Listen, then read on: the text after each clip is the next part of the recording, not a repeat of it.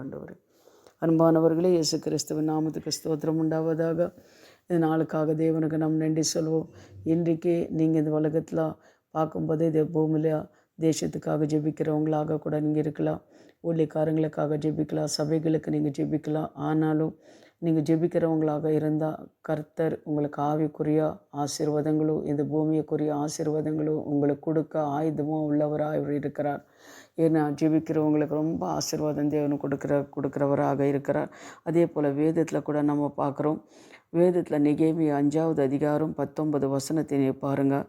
என் தேவனே, நான் இந்த ஜனத்திற்காக செய்த எல்லாவற்றையும் எனக்கு நன்மையுண்டாக என்னை நினைத்தருளும் என்று நெகேமியா சொல்கிறார். நெகேமியா பார்க்கும்போது ஒரு ஜெப வீரன். ஆலங்கம் இடிந்து போன அந்த ஆலயங்கத்தை கட்டுறதுக்காக அவர் என்ன பண்ணுறாரு, வர்றாரு. அவர் என்ன பண்ணுறாரு, அந்த ஆலயத்தை கூட கட்டி முடிக்கிறார் அப்படின்னு கூட நம்ம பார்க்குறோம்.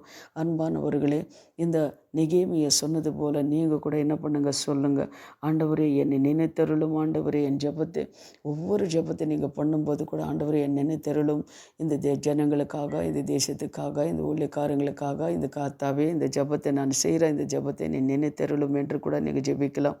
அது மாத்திரம் கிடையாது, ஆண்டவர் நீங்கள் ஜெபிக்கும்போது ஆண்டவர் உங்களை ஒரு நாள் அவர் கைவிடுறது தேவனு கிடையாது. இந்த காலை வேளையில் இந்த வசனத்தெல்லாம் எடுத்து நீங்கள் வாசித்து தியானித்து பாருங்கள். கர்த்தர் எவ்வளவோ பெரிய காரியங்கள் வாழ்க்கையில் செய்கிறவராக இருக்கிறார்.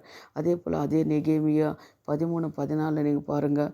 என் தேவனே, நான் என் தேவனே, ஆலயத்திற்காகவும் அதனை உரிமைகளுக்காகவும் செய்த நற்கிரியைகளையும் குலைத்து போடாமலும் இந்த காரியத்திலே என்னை நினைத்தருளும் என்று கூட அவர் ஜெபித்து கொண்டிருக்கிறார் பாருங்கள். அதே போல் இந்த காரியங்களில் அவர் ஜெபிக்கிற ஒவ்வொரு காரியத்தையும் தேவரை எப்படி நினைத்து அவர் ஆசீர்வதித்தாரோ அதுபோல் நீங்கள் செய்கிற ஒவ்வொரு காரியங்களில் கூட தேவனே நினைத்தருளும் ஆண்டவர் அப்படின்னு சொல்லி நீங்கள் ஜெபம் பண்ணுங்க.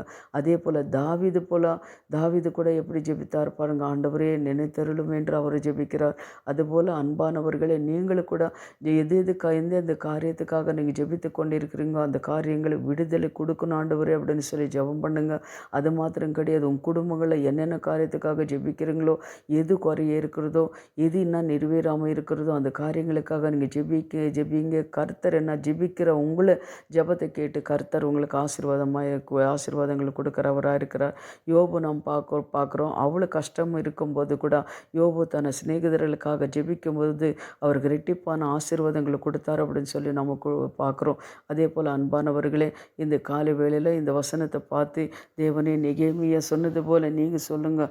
தேவனே, கர்த்தாவை என்னை நினைத்தருளும். ஆண்டவரே, அப்பா என் ஜெபத்தை நீர் கேளுங்க அப்படின்னு சொல்லி ஜெபிங்க. கர்த்தர் உங்களை ஜெபத்தை கேட்டு விடுதலை கொடுக்குறவராக இருக்கிறார். இப்போ நம்ம ஜெபிக்கலாம்.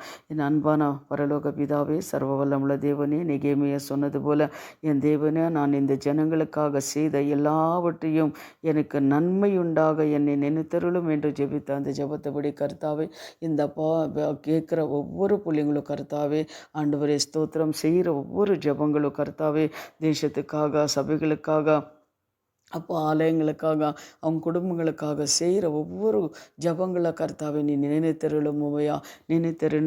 நினைத்திருந்து அவங்களை கர்த்தாவை எல்லா காரியத்தில் நெகேமியாவுக்கு எல்லா காரியத்தில் எப்படி கர்த்தாவை வெற்றி செய்தீரோ அதுபோல் கர்த்தாவை இவங்களுக்கு கூட வெற்றியான வாழ்க்கை இவங்களுக்கு கூட வாழ தேவன் கிருபை தாங்கப்பா.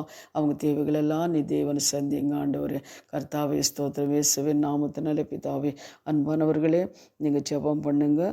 நெகேமியா ஜெபத்தை கேட்டு நெகேமியா ஆலங்கத்தை எப்படி கட்டினாரோ அதை போல் உங்கள் ஜெபத்தை கேட்டு தேவன் என்ன பண்ணார், உங்கள் தேவைகள் எல்லாம் சந்திக்கிறவராக இருக்கிறார். God bless you. தேவன் உங்களை ஆசீர்வதிப்பார்.